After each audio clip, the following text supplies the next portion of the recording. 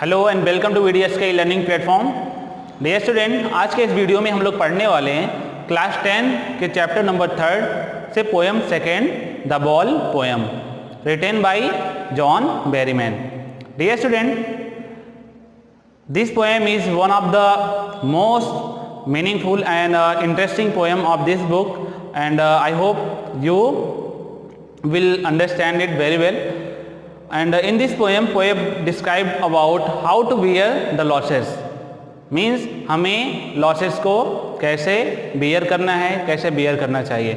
तो इस poem में वो एक बॉयज़ के थ्रू, एक बॉय है जो कि अभी यंग है और एक बॉल है जो कि उससे गुम हो जाती है, उसके थ्रू एक लेसन देना चाहते हैं, एक मैसेज देना चाहते हैं हम लोगों को। डियर स्टूडेंट, अब हम लोग पोएम के थ्रू हम समझते हैं। पोएम में वो सबसे पहले, पोएम से पहले लिखते हैं, a boy loses a ball, he is very upset, a ball doesn't cost much, nor is it difficult to buy another ball, why then is the boy so upset. वो poem शुरू करने से पहले एक रेफरेंस देते हैं कि एक लड़का है जो कि बहुत ज़्यादा अपसेट है, उससे एक बॉल गुम हो जाती है और उसके लिए वो बहुत ज़्यादा दुखी रहता है और उस बॉल को देखता रहता है। वो बॉल से खेलता है और बॉल उससे एक पानी में चली जाती है, एक तालाब में, जहाँ से वो उस बॉल को दोबारा वापस नहीं पा सकता। अब उस बॉल को वो देख करके बहुत दुखी है और वहाँ से हट नहीं रहा है, खड़े होकर उसे देख ही रहा है। और इस मोमेंट पर पोएट जो है उसको देखता रहता है। पोएट जाकर कुछ इंटरप्ट करना चाहता है लेकिन वह नहीं करता है। वो ये सोचता है कि ये फर्स्ट टाइम है जब बॉय से, उस लड़के से कोई चीज़ गुम हुई है या खो गई है, तो उसे इस एक्सपीरियंस को खुद से फील करने दो। ये जो खोने का एक्सपीरियंस है, उन्होंने बॉल को खो दिया है, वो उसकी एक रिस्पॉन्सिबिलिटी थी, तो अब वो खो दिया है तो इस एक्सपीरियंस को उसे खुद ही समझने दो। वो इसमें इंटरप्ट नहीं करना चाहता है। अब आगे पोएम में लाइन बाय लाइन हम समरी समझते हैं। What is the boy now who has lost his ball, what is he to do, I saw it go merely bouncing down the street and then merely over there it is in the water। अब यहाँ पहली line में क्या कह रहे हैं poet, what is the boy now, it means अब वह लड़का क्या करेगा, अब वह लड़का क्या करेगा या वह उस लड़के के मन में क्या चल रहा होगा। Who has lost his ball, जिसने अपनी बॉल को खो दिया है, जिसने अपनी बॉल को खो दिया है, अब उसके मन में क्या चल रहा होगा, वह क्या सोच रहा होगा। What he has to do, अब उसे क्या करना चाहिए, जिसने अपनी बॉल को खो दिया अब उसे क्या करना चाहिए। आई saw it go merely bouncing down the street and then merely over there it is in the water। अब राइटर खुद बोल रहे हैं, खुद आई मीन्स यहाँ राइटर, कि मैंने उस बॉल को बहुत ही खुशी होकर, खुशी मन से जाते हुए देखा। वह स्ट्रीट में, गली से नीचे की तरफ जाती हुई उस तालाब में, हार्बर मतलब होता है एक पानी जहाँ पर पानी भरा हो, उस तालाब में चली जाती है और वह लड़का उसे देखता रहता है। अब पोएट जो कि बॉल को जाते हुए देखते हैं, वो बॉय को भी देख रहे हैं, बॉल को भी देख रहे हैं। अब ये कह रहे हैं कि अब वह लड़का क्या सोच रहा होगा, वह क्या करेगा जिससे वो बॉल गुम हो गई या खो गई। No use to say oh there are other balls, an ultimate shaking grief fixes the boy as he stand rigid trembling staring down all his young days into the harbor where his ball went, I would not intrude on him। अब poet कह रहे हैं कि जब लड़के से ball खो गई, अब उस लड़के को ये कहना मीनिंगलेस है कि आप दूसरी बॉल ले लीजिए। वो क्यों? वो इसलिए कि अगर आप उसे दूसरी बॉल देंगे तो वो लड़का अपनी रिस्पॉन्सिबिलिटी नहीं समझेगा। एंड सेकेंड वन इज, जो फीलिंग्स, जो अटैचमेंट्स उसकी उस बॉल से जुड़ी है, क्या उसकी वही अटैचमेंट्स दूसरी बॉल से जुड़ पाएगी या जुड़ी हुई होगी? नहीं। तो लड़का उस बॉल के लिए ज़्यादा दुखी होगा क्योंकि उसके साथ वह इसके पहले खेला हुआ है, उसके साथ उसकी यादें जुड़ी हुई हैं, इसलिए उस बॉल को पाने के लिए वो ज़्यादा उत्सुक रहता है, लेकिन वह बॉल उससे खो गई है, इसलिए वो बहुत दुखी है। An ultimate shaking grief fixes the boy as he stand rigid. Ultimate shaking एक बहुत ही ज़्यादा उसको झकझोर देने वाली, इट मीन्स अंदर से बहुत ज़्यादा जो एक दुख का एक मैक्सिमम लेवल होता है, वह उतना वो अंदर से दुखी है, जिसके कारण वह वहाँ पर खड़ा हो गया है और बॉल को ही देख रहा है, एकदम रिजिड होकर के, बहुत सख्त होकर के एकदम बॉल को ही स्टैचू की तरह देख रहा है।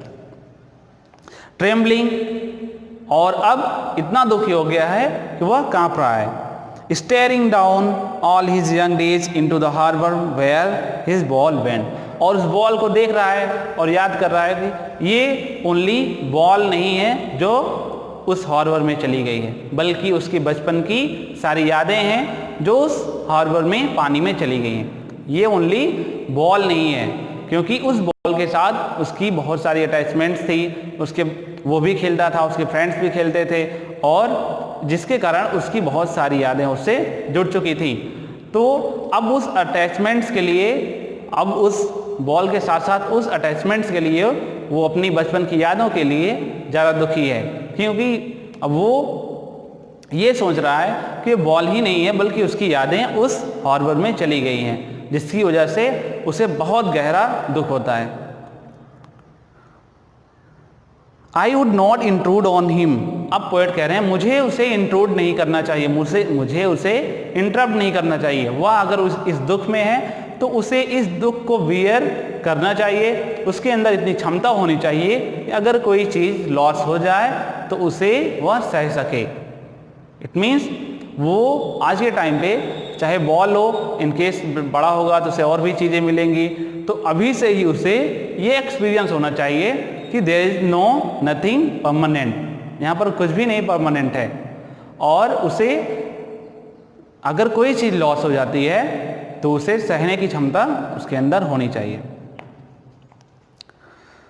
अ dime another ball is worthless, अब कह रहे हैं एक dime, it is a US currency है, तो अब कह रहे हैं एक डाइम दूसरी बॉल के लिए वर्थलेस है, क्योंकि वो दूसरी बॉल तो परचेज कर सकता है, उस पैसे से दूसरी बॉल परचेज कर सकता है, बट क्या वो उस बॉल से जुड़ी यादें परचेज कर सकता है? नहीं कर सकता है। उसके साथ जो उसकी अटैचमेंट जुड़ी है, क्या वो परचेज कर सकता है? नहीं कर सकता है। जो उसकी रिस्पॉन्सिबिलिटी थी उस बॉल को रखने की, उस बॉल को केयर करने की, क्या वो चीज़ उस दूसरी बॉल से उसको मिल सकती है? वो नहीं मिल सकती, जिस वजह से वो बॉय बहुत दुखी है, और जो राइटर है वो उसको इंटरप्ट नहीं करना चाहता है, वो चाहता है वो चीज़ ये समझे जो कि उसकी रिस्पॉन्सिबिलिटी थी, वो समझे और खुद एक्सपीरियंस करे, जिससे इन फ्यूचर वो थोड़ा सख्त बन सके और उसके अंदर ये लॉसेस को बियर करने की क्षमता डेवलप हो सके। He sense first responsibility in a word of possession. People will take balls, ball will be lost always. Little boy. अब कह रहे हैं वह अपने इस लाइफ में पहली रिस्पॉन्सिबिलिटी फील कर रहा है। इसके पहले उसने, हो सकता है उसने कोई भी चीज़ खोई ना हो, उससे कोई भी चीज़ गुम ना हुई हो, वो अपनी लाइफ में पहली बार कोई रिस्पॉन्सिबिलिटी फील कर रहा है, उसे फील करने दो। एंड अब उसको समझा रहे हैं कि balls will be lost always little boy, जैसा कि हमारी लाइफ में बहुत सारी ऐसी चीज़ें होती हैं, अब उसको समझा रहे हैं कि बहुत सारी ऐसी चीज़ें होती हैं जो कि गुम हो जाती हैं, वो भी एक हमारी लाइफ की एक थिंग्स है, एक पार्ट है, वो भी हमारा हमारे पास से गायब हो गया, तो हमें उसके बारे में बहुत ज़्यादा नहीं सोचना चाहिए कि हम अब इतना अटैच हो जाएं कि अब अगर वो बॉल नहीं तो हम उसी के लिए हमेशा टेंशन में रहें। ऐसा नहीं करना चाहिए, क्योंकि हमारी लाइफ में बहुत सारी चीज़ें होती हैं जो आती हैं और फिर चली जाती हैं, तो हमें बहुत ज़्यादा उसके लिए दुखी नहीं होना चाहिए। And no one buys a ball back, और कोई भी वापस उस बॉल को नहीं पाता है। अगर कोई बॉल एक बार गुम हो जाती है वो शायद ही उसे दोबारा मिलती है, तो हमें उसे उस नुकसान को सहना ही हमारे लिए बेहतर होता है। Money is external, it mean इस सेंस में मनी का कोई मैटर नहीं है, क्योंकि यहाँ पर उसके अटैचमेंट्स की बात हो रही है। He is learning well behind his desperate eyes, the epistemology of laws, how to stand up, knowing what every man must one day know and most know many days how to stand up. अब next line में he is learning well behind his desperate eye, it means वह अपनी उन उदास आंखों के पीछे बहुत कुछ सीख रहा है। वह इवन अपनी उस वस्तु को खोकर बहुत ज़्यादा दुखी है, लेकिन उसके पीछे वो बहुत कुछ सीख भी रहा है, बहुत सख्त हो गया है। हो सकता है अब लाइफ में उससे बड़े लॉसेस भी उसको फेस करने पड़े तो उसको इतना दुख ना हो, क्योंकि वह इस समय इतना टैकल कर चुका है, फेस कर चुका है कि अब लाइफ में उससे बड़ी भी लॉसेस अगर उसके सामने आती हैं तो इतना दुखी नहीं होगा, उसको फेस करेगा और एक कैजुअली लेगा कि लाइफ में ऐसी ये सब होती हैं। The epistemology of laws, how to stand up knowing that every man must one day know. Epistemology means losses को बियर करना कैसे सीखें, या वो नेचुरल नॉलेज कि जैसे नेचर हमें बहुत सारी ऐसी चीज़ें होता है कि हमें उसको सिखा देता है अपने आप, तो जो लॉसेस भी होती है इसके नेचर को भी हमें सीखना आना चाहिए। कुछ लोग होते हैं जो कोई चीज़ लॉस हो जाती है उसको बहुत जल्द बियर करना सीख जाते हैं, लेकिन कुछ लोग बहुत देर में सीखते हैं। तो वो कह रहा है कि अगर ये इस बच्चे से कोई चीज़ दूर हो गई है, कोई लॉस हो गया है, उसको अभी से सीख लेना चाहिए, नहीं तो लाइफ में उसको सीखना पड़ेगा। बिना सीखे उसकी लाइफ कंप्लीट नहीं हो सकती, क्योंकि इस लाइफ में बहुत सारी चीज़ें हमारे पास हैं जो आएंगी और फिर चली जाएंगी, तो हमें लॉसेस को बियर करना सीखना पड़ेगा, क्योंकि हम इस लाइफ में बहुत सारी चीज़ें पजेस करते हैं, हमारे पास बहुत सारी चीज़ें होंगी। जैसे अगर वो स्कूल बॉय है तो उसके पास बैग्स होंगे और स्पोर्ट्स किट होंगे, बहुत बुक्स होंगे, ये सब अगर उससे गायब हो जाती है तो उसको अपनी रिस्पॉन्सिबिलिटी समझनी चाहिए और फिर उससे ओवरकम भी होना चाहिए, ना कि उसी का दुख ही मनाना चाहिए। तो द एपिस्टेमोलॉजी ऑफ लॉस, जैसा इसकी मीनिंग दी गई है कि understanding the nature of loss, loss के नेचर को समझना, तो उसे इस नेचर को समझना चाहिए। कुछ लोग होते हैं बहुत जल्द सीख जाते हैं, कुछ लोग होते हैं बहुत लेट में सीखते हैं, लेकिन हमें उस लॉस से कैसे ओवरकम करना है, कैसे स्टैंड अप होना है, ये हमें सीखना चाहिए।